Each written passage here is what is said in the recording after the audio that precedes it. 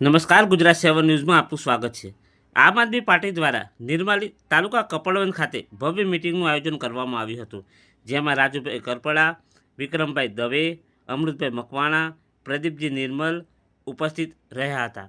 તેમની આગેવાની હેઠળ ઘણા સ્થાનિક આગેવાનો અને યુવાનો આમ આદમી પાર્ટીના કામની રાજનીતિથી પ્રેરાઈને પાર્ટીનો ખેસ ધારણ કર્યો હતો। આમ આદમી પાર્ટીના આગેવાનોએ આગામી સમયમાં કપડવંજ વિધાનસભા વિસ્તારમાં પાર્ટીના પ્રચાર પ્રસારમાં દરેકને જોડાઈ જવા હાકલ કરી હતી, જેમાં નિર્માલી તેમજ આજુબાજુના ગામના ભાઈઓ, યુવાનો, વડીલો તથા આગેવાનોએ આ મિટિંગમાં હાજર રહીને મિટિંગને સફળ બનાવી હતી।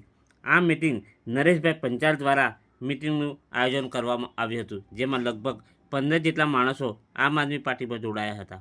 ગ્રાન્ડફાધર છે એ માધવસિંહભાઈની કેબિનેટમાં હતા ને કહેવાતું તો ખેડા જિલ્લાનો દબદબો બહુ છે।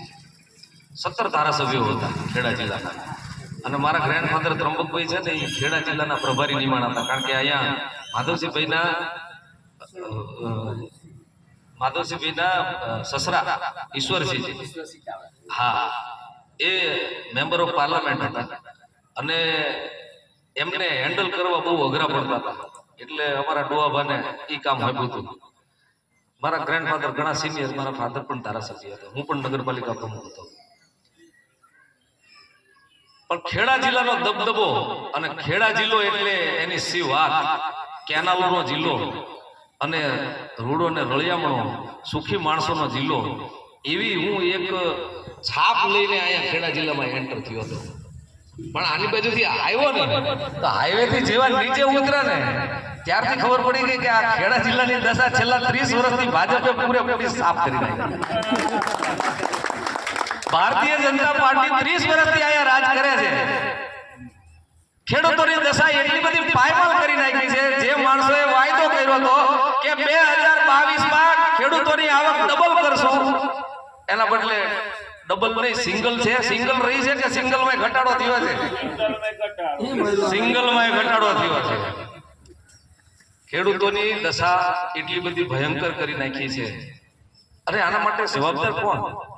30 વર્ષથી જેને રાજ સોંપેલું હોય એ સિવાય બીજું કોઈ જવાબદાર આપણે ગણી શકાય? ખેડૂતોની તો દશા એવી છે, પણ યુવાનોની દશા તમે જુઓ, યુવાનોને નોકરી મળે છે? કોઈ યુવાનોને નોકરી પણ નથી મળતી। વારંવાર પેપર લીક થાય। તમે વિચાર કરો કે 2 વર્ષના ગાળાની અંદર 30 વાર પેપર લીક થઈ જાય। છોકરાઓ મા બાપ પેટમાં પેટે પાટા બાંધી અને છોકરાને આગળ કોમ્પિટિટિવ એક્ઝામ્સ માટે અમદાવાદ, ગાંધીનગર રહેવા મોકલે।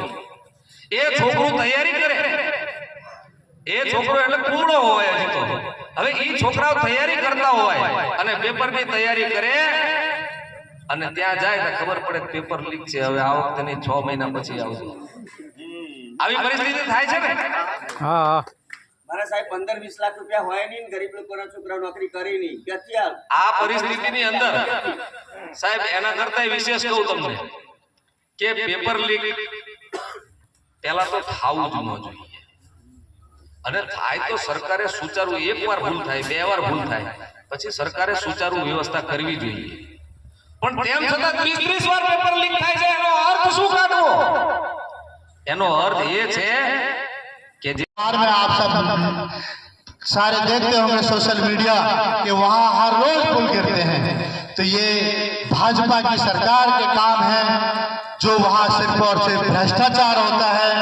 भ्रष्टाचारियों को टेंडर दिया जाता है, सारे अधिकारी मिलकर के, सारे नेता मिलकर के अपने जो योजनाओं का पैसा खाते हैं, और जितने भी पुल बनते हैं उनमें कमजोर पुल बना करके जनता के बीच में देते हैं, जहाँ जनता की जान जाने का काम होता है। और ये सब ऐसा काम करते हैं कि जहाँ जनता की जान जाती हो इनको कोई फर्क नहीं पड़ता है। तो ऐसी सरकार को हमें छुटकारा पाना पड़ेगा, ऐसी पार्टी को हमें अपने प्रदेश से खत्म करना पड़ेगा। आपने देखा अभी 3-4 महीने हुए दिल्ली में भारतीय जनता पार्टी की सरकार बनने के बाद उन्होंने गरीब लोगों के घर उजाड़ने शुरू कर दिए। उन्होंने वादा किया था कि जहां पर झुकी हम वहां पर पक्के मकान बना कर देंगे। ये आप लोगों ने भी देखा होगा ना कि वो जहां झुकी है वहां पक्के मकान देने की बात कर रहे थे, लेकिन उन्होंने क्या किया, जहां झुग्गी उन्होंने वहां मैदान बना दिया।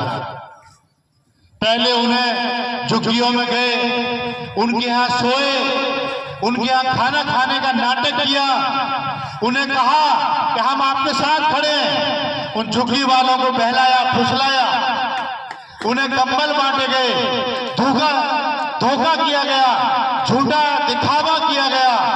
लेकिन जब उन्होंने वोट किया, उनकी वोट से जब वो जीत कर आए तो उन्हीं बिल्डोजर लेकर के उन्हीं के घरों को उजाड़ने का काम किया, उनके बच्चों को सड़क पे लाने का काम किया। ये भारतीय जनता पार्टी का काम है। तो आप सब उसका क्या असली चेहरा है सब लोग आप जान चुके हैं कि उन्होंने सबके घर के उजाड़ने का वो लोग काम करते हैं। सिर्फ दिखावा करते हैं कि हम आपके साथ हैं, लेकिन कोई किसी के साथ नहीं। वो सिर्फ अपनी राजनीति सीधी करते हैं। अपनी राजनीति के लिए किसी को मारना पड़े तो मारेंगे, किसी का घर उजाड़ना पड़े तो उजाड़ेंगे। ये भारतीय जनता पार्टी का काम है।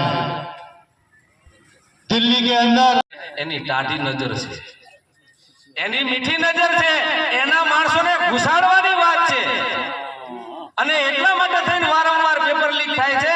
એ તો અમારો જુવાનીઓ આમ આદમી પાર્ટીનો યુવરાજસિંહ આના માટે માથાકૂટ કરી અને આ પેપર લીકને આખું કૌભાંડોને ઉજાગર કર્યા એને।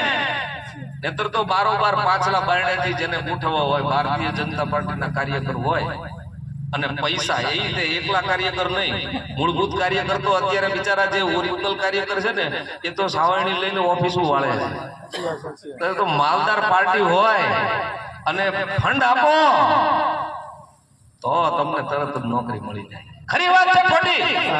સાચી વાત। આપણા ગુજરાતની દશા 30 વર્ષથી આપણે રાજ કરીને બગાડી નાખી છે। આપણું ગુજરાત આવું નહોતું। ગુજરાત તો માણસ મૂળભૂત એનો વિચાર છે કે એને કોઈનું પડાવી નથી લેવું અને એને ઈમાનદારીથી એનું જે કાર્ય થતું હોય એને જે મળવા પાત્ર હોય એ મળે, એને ન્યાય મળે। આ માનસિકતા વાળા ગુજરાતી હોય। એના બદલે 30 વર્ષની અંદર આપણી દશા એટલી બધી ખરાબ થઈ ગઈ। અહીંથી તમારે મામલતદાર ઓફિસ કપડવંજ જવાનું હશે, હમણાંથી તો આપણે લાઈનમાં ઊભા રહેવાની જે ટેવ પડી ગઈ છે, આપણને રોબોટ બનાવી નાખ્યા છે મનુષ્યમાંથી। તમારે આધાર કાર્ડમાં તો કે લાઈનમાં ઊભા રહો, હીરાબેન ની બદલે હેરાબેન લખાણું હોય તો એ ફેરફાર કરાવવા હાટું એ માડીએ એક ધક્કામ પતે છે। 4 દિવસ ધક્કા કરો। કોઈ એક ધક્કામ તો એક કપડવંજનો ધક્કો કેટલો પડતો હશે? 200-300 રૂપિયામાં તો પડતો હશે જ નહીં? તો એક સાધારણ માણસને એને એનું રેશન મેળવવા માટે જોઈએ કે એની સબસિડી આવવાની હોય, એના માટે એને આધાર કાર્ડ કરેક્શન કરાવડાવો। જો એ કરેક્શન ન કરાવડાવો તો તમને કઈ આગળ સબસિડી નહીં મળે। તમારો જે અધિકાર છે એનાથી તમને વંચિત રાખવામાં આવશે। અને તમે એ કરેક્શન કરાવવા જાઓ તો કપડવંજ મામલતદારે જતા હશો તો મામલતદારમાં તમને સૌથી પહેલા તો એમ જ કહેતા હશે સાહેબ આજે નથી, કોમ્પ્યુટર ઓપરેટર આજે નથી આવ્યા। અને જો ભૂલે ચૂકે આવી ગયા હોય તો કે આજ કનેક્ટિવિટી નથી। ખરું આવું થાય છે? કનેક્ટિવિટી નથી આજે, અને કનેક્ટિવિટી હોય અને સાહેબે આવ્યા હોય અને તમે કોક મારું કામ કરી દે ને પહેલા તો કે તમારા એક માટે કામ કરવા બેઠા છે સાહેબ વીસી માં છે, વિડિયો કોન્ફરન્સમાં છે। અત્યારે કલેક્ટર સાહેબ સાથે મીટિંગ ચાલી રહી છે વિડિયો ઉપર। આવું થાય છે? સાહેબો વીસી માં જ રહે છે।